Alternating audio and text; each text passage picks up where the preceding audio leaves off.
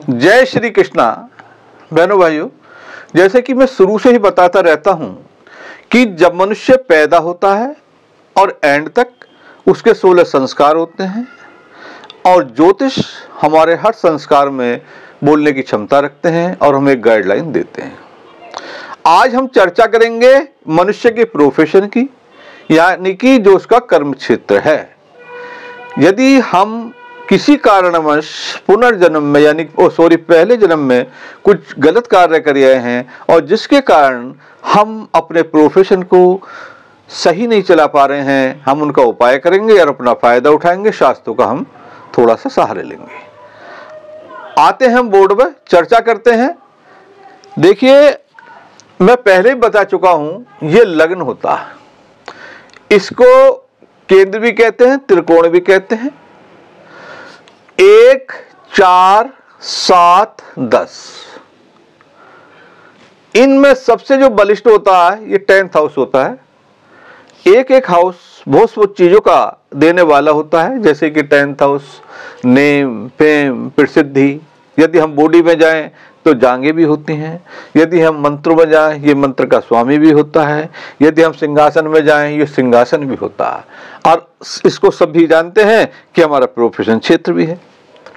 मैंने पहले भी बता चुका हूं, हमारे जो पैरामीटर होंगे वो वही होंगे। कोई भी ग्रह किसी लोड का स्वामी 6-8 बार में चला जाता है तो उसके कारक तत्व क्षीण हो जाते हैं। मैं वो नियम बताऊंगा जो हर कुंडली में लगेंगे और धीरे धीरे आपको इतना कोशिश करूंगा सिखाने की आप अपनी कुंडली स्वयं देखें और उसका हल निकालें। मेरा एक ही उद्देश्य है, घर घर में ज्योतिष पहुंचाना, क्योंकि इससे हम सही मार्गदर्शन करें, अपना फायदा उठाएं, बच्चों को उठाएं, निकट संबंधियों का उठाएं। अब जैसे कि इस 10th हाउस में हम आते हैं, मैंने पहले बताया था 2-2 घंटे में लगन बदलते रहते हैं। यहाँ कोई भी गिनती आ सकती है। सपोज कर लो यहाँ 4, 5, 6, 7, 8, 9, 10, 11, 12, 1। यहाँ की 1 नंबर आ गया। तो 1 नंबर का जो स्वामी है वो है मंगल। हमें देखना है कि मंगल इन 12 हाउसेस में कहाँ बैठा है।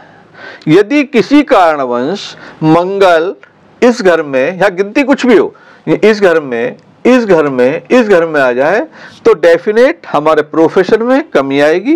यदि 10th हाउस का स्वामी 6th हाउस में चला गया, हमारे जो प्रोफेशन है वो कर्ज में डूब सकता है। हम कर्जा लेते रहेंगे और डूबते रहेंगे जब तक हम उसकी रेमेडीज नहीं करेंगे। अष्टम भाव हर कार्य में बाधा, परेशानी, रुकावट, मृत्यु तुल्य कष्ट। यदि हमारा प्रोफेशन 8th हाउस में चला गया, मेहनत के अनुसार हमें फल कभी नहीं मिलेगा। यदि हमारा प्रोफेशन भाव का स्वामी 12th हाउस में चला गया तो हमारा पैसा, हमारा प्रोफेशन सरकारी खजानों में जाता रहेगा। मतलब कोई ना कोई ऐसा विवाद होगा कि हमारा सारा पैसा सरकार ले जाएगी, गवर्नमेंट ले जाएगी, अथॉरिटी ले जाएगी, मतलब क्षीण हो जाएगा। फिर मैंने बताया ये केंद्र है 1, 4, 7, 10, ये त्रिकोण है 1, 5, 9। जब इनके संपर्क हो जाते हैं तो राजयोग बन जाता है। राजयोग में धन, मान, पैसा, प्रतिष्ठा, प्रसिद्धि हर चीज प्राप्त होती है। यदि मैं आपको ये भी सिखाऊंगा कि धन योग कैसे बनते हैं। धन योग में धन प्राप्त होता है और राजयोग में सब चीज प्राप्त होती है। लेकिन आज हम केवल चर्चा करेंगे 10th हाउस के स्वामी, जिसे दशमेश भी कहते हैं या प्रोफेशन भाव का स्वामी कहते हैं। मैं पहले बता चुका हूं, एक हाउस बहुत वो चीजों का कारक मिस देने वाला होता है। आते हैं फिर देखें, यदि 10th हाउस का स्वामी लग्न में आ जाता है, मैं पहले भी बताया था लग्न त्रिकोण का भी स्वामी है और केंद्र भी है, तो एक बहुत अच्छा राजयोग बन गया। तो जातक धन, मान, पैसा, प्रतिष्ठा, उसका परिवार भी धन धान्य से पूर्ण होगा।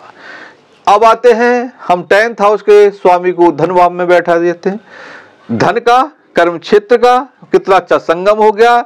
जातक नित्य धन कमाएगा, उसका परिवार भी धनवान होगा, उसके अड़ोसी पड़ोसी भी धन होंगे, नित्य वो धन प्राप्त होगा। यदि हम 10th हाउस का स्वामी आ जाता है 3rd हाउस में, जातक अपनी मेहनत से, अपने पराक्रम से अपने प्रोफेशन को बहुत ऊंचाई पर ले जाएगा। और ऐसा भी हो सकता है यदि उसके छोटे भाई बहन हैं तो वो भी सहयोग करेंगे। अब आते हैं, देखो 10th हाउस का स्वामी यदि चतुर्थ भाव में आ जाता, चतुर्थ भाव सबको पता है जमीन का, जायदाद का, सुख का, वाहन का, दशम सुदशम होने के कारण राजगद्दी का भी होता है। तो ऐसा जातक अच्छे प्रोफेशन वाला होगा, क्योंकि हर ग्रह 180 डिग्री में देखती है। जब इसका स्वामी बैठेगा तो अपने घर को बैठेगा, जिसे आप कहते हैं यो जो भाव स्वामी दुष्टो तत्सभाव वृद्धि, यानी कि वाहन होगा, उसमें जमीन होगी, जायदाद होगी, प्रतिष्ठा होगी, कहने का मतलब है हर चीज होगी। यदि 10th हाउस का स्वामी आ जाता है पंचम भाव में, जो त्रिकोण कहते हैं, मैं पहले बताया था, ये एक लक्ष्मी जी का और नारायण का संगम हो गया। यहाँ संतान भी रहती है, तो जातक की संतान भी नेम फेम वाली होगी, है ना। उसके बच्चे भी नित्य फायदा उठाने वाले होंगे। कहते हैं कि फादर के अधीन चलते हैं, यानी कि फादर की सेवा करने वाले होते हैं। स्वयं जातक पढ़ा लिखा विद्वान होता, हर कार्य में सक्षम होता, क्योंकि पंचम भाव ये पूर्ण कर्म का भी होता। फिर मैंने कहा था कोई भी ग्रह 6-8 बार चली जाएगी, उसके कारक तो क्षीण हो जाते हैं। यदि 10th हाउस का स्वामी 6th हाउस में चला गया तो देखेंगे कि जातक नित्य कर्जे में डूबता जा रहा है, उसके शत्रु हो जाएंगे। ये भी बता देता है इसका स्वामी या इस पर बैठा स्थित ग्रह कि उसके जातक के शत्रु कैसे होंगे, ये करेंगे हम बाद में बड़ी गहराई से बात। सपोज कर लो यदि गुरु बैठे तो जातक के शत्रु विद्वान होंगे, पढ़े लिखे होंगे, ब्राह्मण वर्ग होंगे, ब्राह्मण मीन्स पढ़ा लिखा। यदि किसी कारणवश राहु आ गया, गंदे होंगे, कुचेले होंगे, निम्न वर्ग के होंगे। फिर आते हैं हम दशमेश को सप्तम भाव में। सप्तम भाव क्या होता है? स्पाउस भाव होता है, साझेदारी का होता है, एक एक भाव अनेक चीजों का होता है। यदि जातक अपनी वाइफ को पार्टनर बना दे तो अत्यधिक फायदा हुआ, और यदि नहीं बना पाता तो जातक पार्टनरशिप में अच्छा धन कमाता। अब आते हैं हम 10th हाउस का स्वामी लाते हैं 8th हाउस में।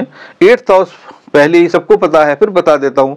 8th हाउस होता है मृत्यु तुल्य कष्ट, हर कार्य रुकावट, परेशानी, लेकिन एक ये सडनली हाउस भी कहते हैं। तो जातक का कार्य बनते बनते पूर्ण नहीं होंगे, पूरे जीवन उसको मेहनत करनी पड़ेगी लेकिन फल नहीं मिलेगा, जिसके कारण जीवन परेशान हो जाता।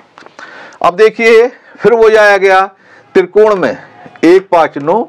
यदि इसका स्वामी 9th हाउस में बैठ गया, जैसे मैंने बताया कि 1, 4, 7, 10 में सबसे बड़ा 10th हाउस जिसका हम विवेचन कर रहे हैं, और त्रिकोण 1, 5, 9 में सबका सबसे बड़ा सबसे महान त्रिकोण 9th हाउस। 9th हाउस जिसे भाग्य भी कहते हैं। यदि यहाँ किसी कारणवश आ गया तो जातक को खूब नेम फेम, उसके फादर भी मजबूत, जातक भाग्यशाली, जातक धर्म में खर्च करने वाला, उसका अगला जन्म भी अच्छे सुधरने वाला होता है। फिर आता है 10th हाउस का स्वामी 10th हाउस में, जिसे कहते हैं अपने घर में बैठ गया। वही सिद्धांत जो भाव स्वामी दुष्टो तस्य भाव वृद्धि। जातक का कर्म क्षेत्र अच्छा होगा, जातक खूब ऊंचाई पे जाएगा, राजा या राजा के तुल्य या राजा का मंत्री मतलब एक प्रतिष्ठित होगा। इट डिपेंड ऑन उसकी डिग्री, उसकी क्या ताकत है, ये में हम चर्चा करेंगे बाद में। अब आते हैं दशमेश बैठा देते हैं एकादश भाव में। एकादश भाव ज्ञान का होता है। हमेशा ध्यान रखें एकादश भाव में जो भी ग्रह बैठेगी, ग्रह कहती है कि मुझसे सब कुछ ले लो, लेकिन हेल्थ के पॉइंट ऑफ व्यू से वो कभी सही नहीं रहता। आप एकादश भाव में किसी की भी कुंडली देखें, जितनी ग्रह होगी उतना जातक धनवान होगा, लेकिन षष्टम तो षष्टम होने के कारण हमेशा छोटे मोटे एक्सीडेंट का भय बना रहेगा। लेकिन हम चर्चा कर रहे हैं केवल प्रोफेशन हाउस में। यदि इस जातक का प्रोफेशन हाउस का स्वामी एकादश भाव में बैठ गया तो जातक ऐसा प्रोफेशन करेगा जिसे उसको नित्य लाभ होगा। अब आते हैं 10th हाउस का स्वामी चला जाता है 12th हाउस में। 12th हाउस क्या है? इन्वेस्टमेंट, कोर्ट, हॉस्पिटलाइजेशन, हर चीज का खत्म, हर चीज का समाप्त। तो यहाँ प्रोफेशन के समाप्त होने का भय बना रहेगा। लेकिन ध्यान रखें यदि ये 12th हाउस में है तो जातक कभी कभी यदि वो उसकी स्थिति सही है तो अपने घर से दूर ज्यादा सफल हो जाता है, जैसे कि विदेश वगैरह। आज फिर मैं वही कह रहा हूं कि ऋषि पाराशर जी क्या कहते हैं।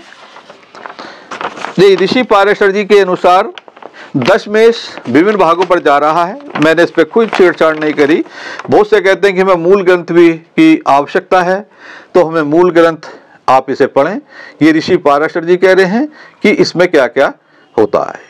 मैंने इसमें कोई भी एक शब्द नहीं जोड़ा है, जो ऋषि पाराशर जी कह रहे हैं उसके अनुसार आप इसे पढ़ सकते हैं।